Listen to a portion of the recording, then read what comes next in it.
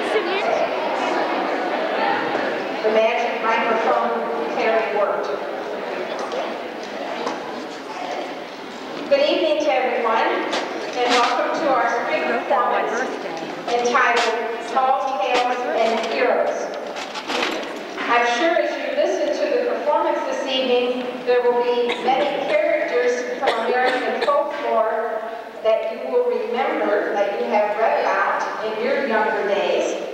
Our students in almost every grade, 4, 5, and 6 in particular, and also our younger grades, have been taking the opportunity to review some of these legends of Paul Bunyan and Finkel's Bill, Calamity Jane, and all of the others that you will hear about in our program this evening.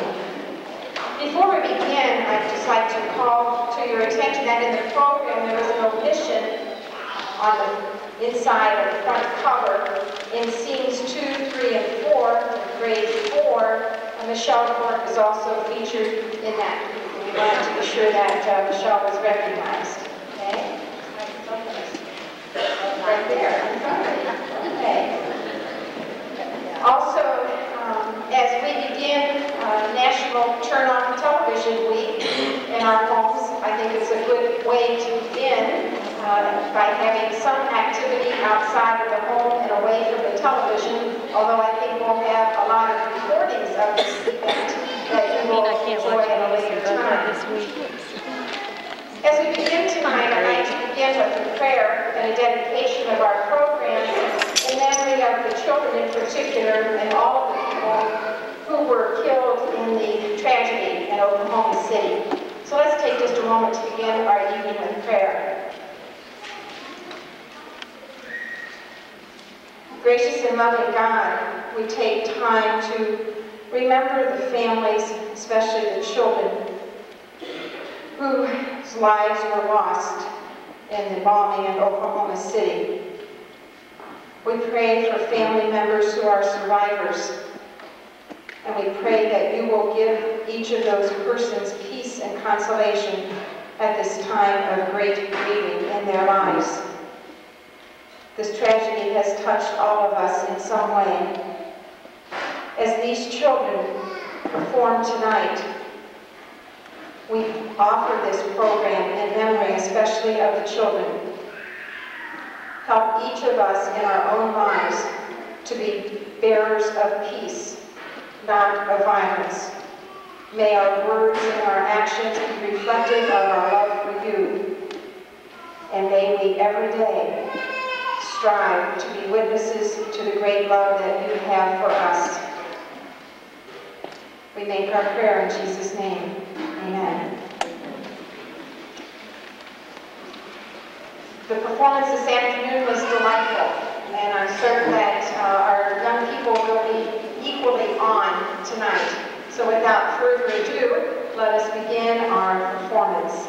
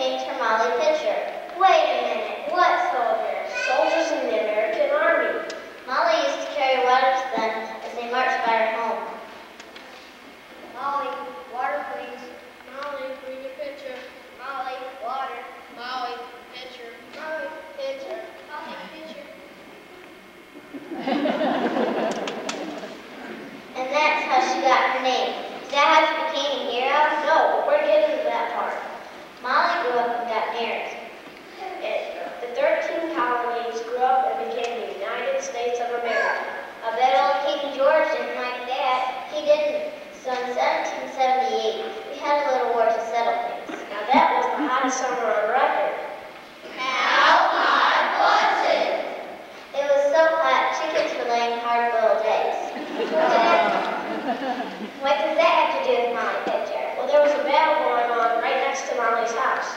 And it was during the hottest part of the hottest day of the hottest June anyone could remember. And then along 2 o'clock, all our cannons stopped firing. The gunners were either dead or too tired to fire another shot, so Molly rushed out and kept on fighting till way after dark. And what happened to the British? They ran away during the night. Yay!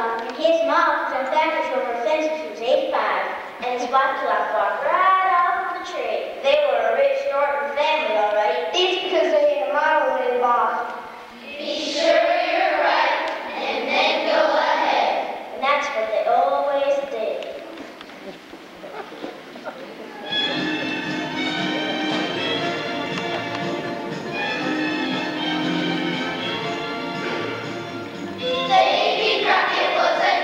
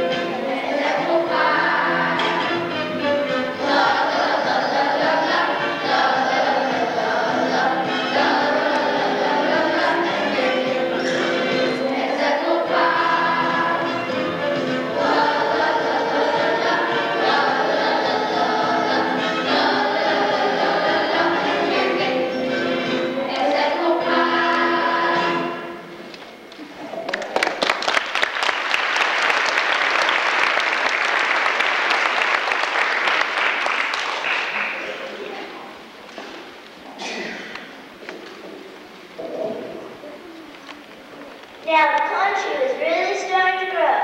People were moving west, and the West was developing heroes of its own, like Pecos Bill. He was raised by a pack of coyotes. Bill was born near Chesapeake State, 1845, so he's our first Texas hero. One day, Bill came upon a bunch of ranch hands.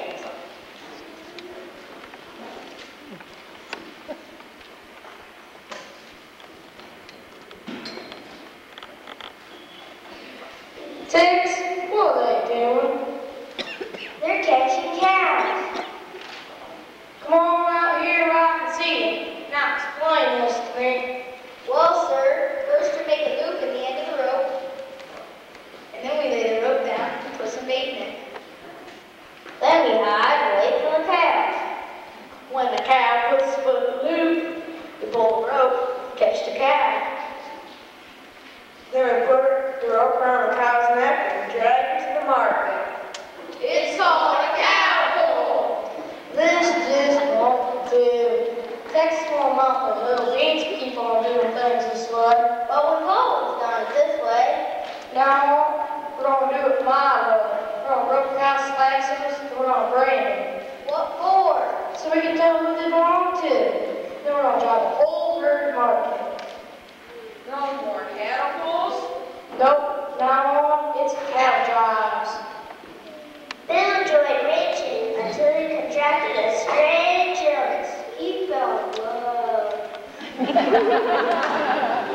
As you might imagine, Bill didn't fall in love with any ordinary female.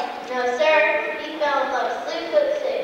Yes, he was most marvelously tall. How tall was she? I was so tall, Ruby, I got like 15 minutes for anybody else.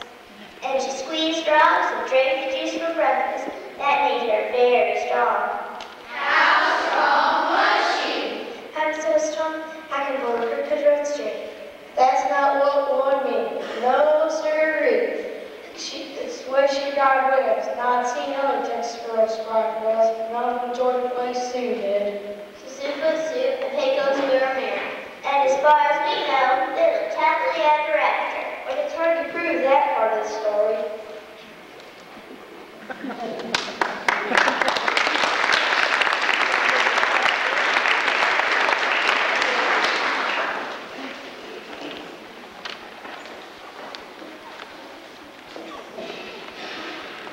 After Pecos Bill taught the cowhands about ranching, Texas really started to grow. Lots of new things started coming along with the Pony Express. The Pony Express riders like Calamity Jane. Now there wasn't any heroes they ever had one. Some folks say Jane could ride horses before she could walk, and do fancy shooting before she could talk. I shall tell you I could.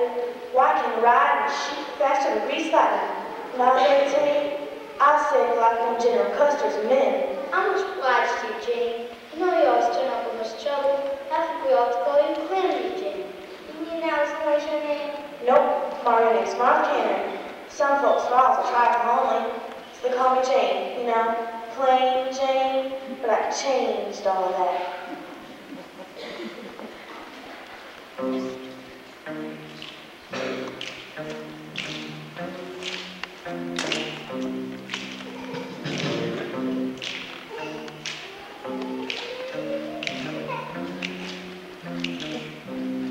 I used to be plain Jane. I used to be plain Jane. I used to be plain Jane.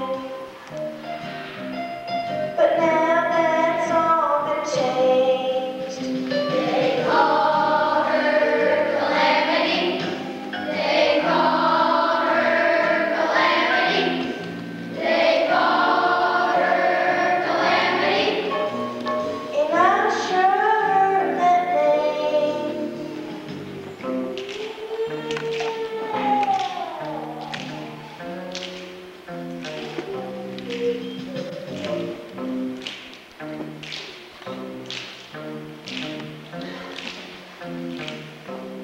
You ought to see me right now.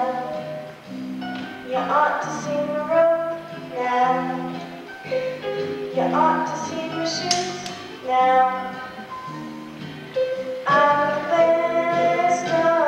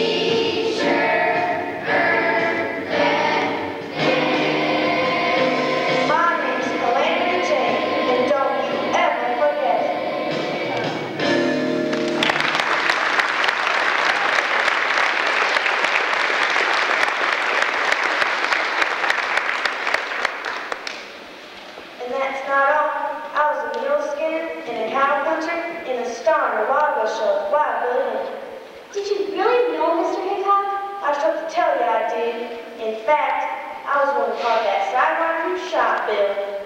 What happened? One day, Bill was playing poker and gambling, and this fella, checked my call, went and shot him back.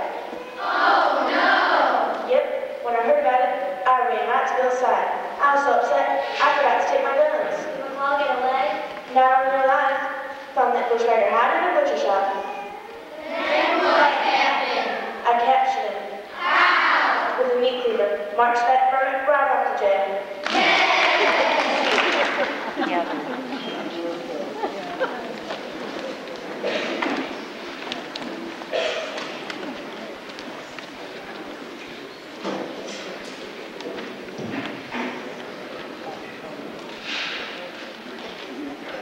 In 1861, the telegraph replaced the Pony Express. And pretty soon trains replaced stagecoaches. In fact, their next hero worked for the railroad in West Virginia. That's right, John Henry, the steel driving man. What's that mean? Back in the 1870s, men dug tunnels by hand. Even through mountains? Yes, one man held a steel spike against the mountain.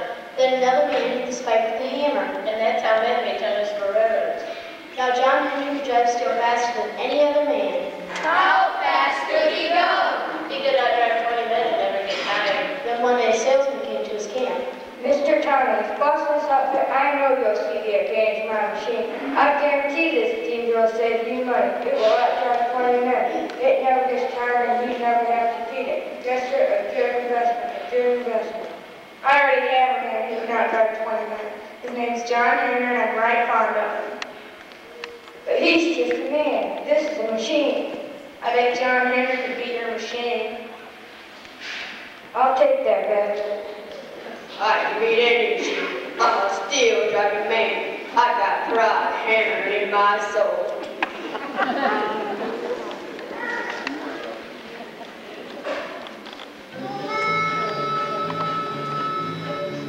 The word went out there was gonna be a race, and everybody came for to get a looking place. John Henry was a man, John Henry long and lean. John Henry was a man who could beat the machine. His 20-pound hammer put him in control, said, I feel pride hammered in my soul. John Henry was a man, John Henry long and lean. John Henry was a man who could beat the machine. Well, the whistle blew and the race began between that new steam drill and that steel driving man. John Henry was a man, John Henry long and lean. John Henry was a man who could beat the machine. They were neck and neck in the noonday sun, but the man just smiled, he was having fun. John Henry was a man, John Henry long and lean. John Henry was a man who could beat the machine.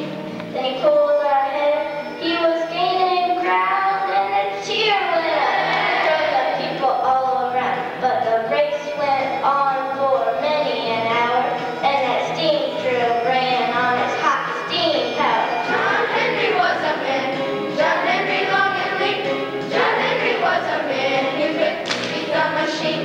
Now John was tired, you could see it in his face, but he wouldn't give up, and he wouldn't slow his pace. John Henry was a man, John Henry long and lean.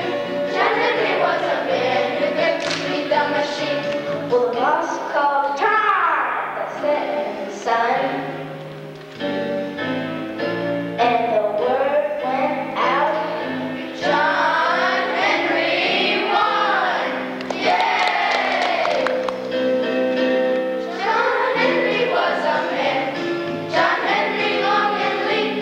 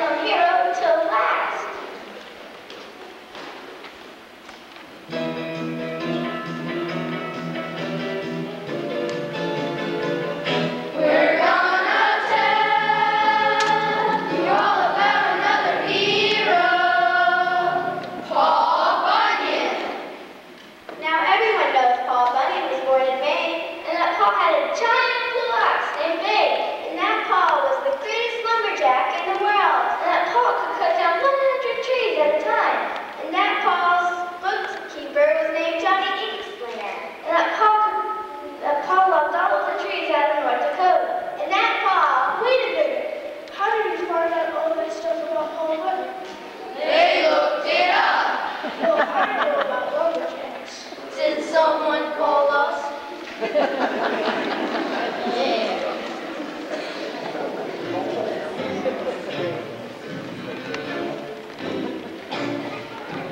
Lumberjacks are tough, strong and unafraid. No matter what, we always persevere.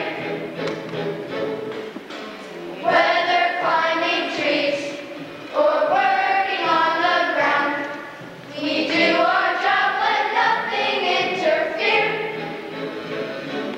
But we all get misty and tearful when we see the things we all crave. Some flapjacks, it's surely no riddle that hot off the griddle, each one is a slave to flapjacks. Just give us a stack. Be sure there's no lack of those wonderful, wonderful, marvelous, marvelous cakes. I can see them now, all covered with butter and maple syrup dripping down the side. Ooh, I can't stand it. We will be true to, there's nothing we won't do if we can just have some flapjacks. Ooh, flapjacks. Ooh, flapjacks. All right, you guys, back to work now. Lumberjacks are rough. We're a stuffy lot. No one would ever call us gentlemen. We work and then we play with equal loyalty and never start a fight that we don't win. But we all get misty and tearful when we see the thing we all crave. Some flapjacks. It's surely no riddle that hot off the griddle, each one is a slave to flapjacks. Just give us a stack. Be sure there's no lack of those wonderful, wonderful, marvelous, marvelous cakes. With plump, juicy sausages and whipped cream and strawberries on top. Ooh, I can't stand it. We will be true to, there's nothing we won't do if we can just have some flapjacks. We will be true to, there's nothing we won't do if we can just have some flapjacks. Ooh, flapjacks. Ooh, we want some flapjacks.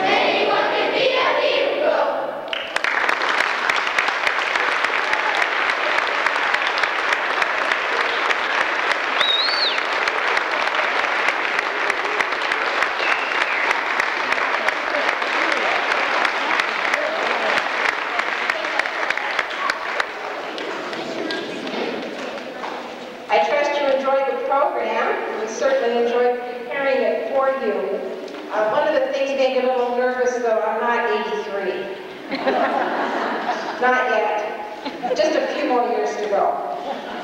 Not that many. Not that many. But I hope all of these young people and all of us who maybe have a few more gray hairs than they will remember that we are called to be heroes because we are called to be problem solvers, and that's certainly part of everyday life. I know that in your homes and in our schools that we are always attempting to solve problems. Maybe not as creatively as some of the folks that we heard about tonight, but we're still called to do those. Certainly want to extend thanks to all the people who were involved in making our program possible this evening. I'd like to recognize all of our cooperating teachers, and that would be Mrs. Norma Bonham in grade 4, Mrs. Sally Dunbar in grade 5, Miss Susie Koenig in grade 6, and also our 8th graders with Mrs. Dawn's help, and they assisted with the scenery and the stage setup, the program design, makeup, prompter, music coordinator, and ushers. So thank you to all of our cooperating teachers and 8th grade students.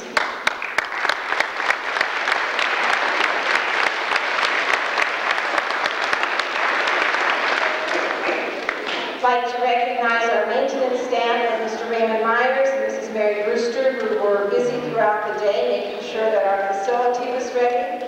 Also, Mr. Chris Burkett, who helped with the stage setup, and to Mrs. Joan Yetzer, who was involved in running our programs.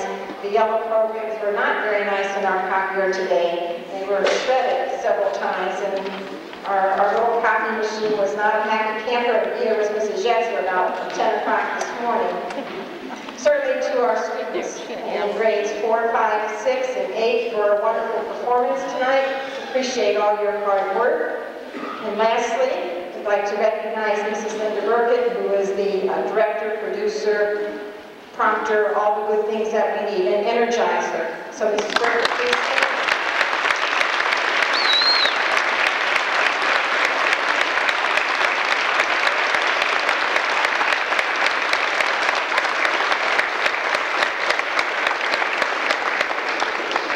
Mrs. Burkett always makes it seem that it is so easy to get almost 100 students standing up here learning all these songs, and she does it with great enthusiasm and a lot of patience and courage to do that. Okay. Thank you for being present tonight. Your support is greatly appreciated. Parents who provided costuming, who listened to your children sing at home, and now you have all the pieces put together. So we appreciate your presence. Just one commercial. If anyone still needs chairs that we have out in the hallway, I give them to you for a nickel for the missions. At this point, if anyone just take them home tonight and send a small donation in. We're down to about 25 chairs, and I really would like to get rid of them out of the hallway. So feel free to take them for any amount of money. Okay? So thanks again, ladies and gentlemen. I hope you enjoy your TV-free week. I don't know what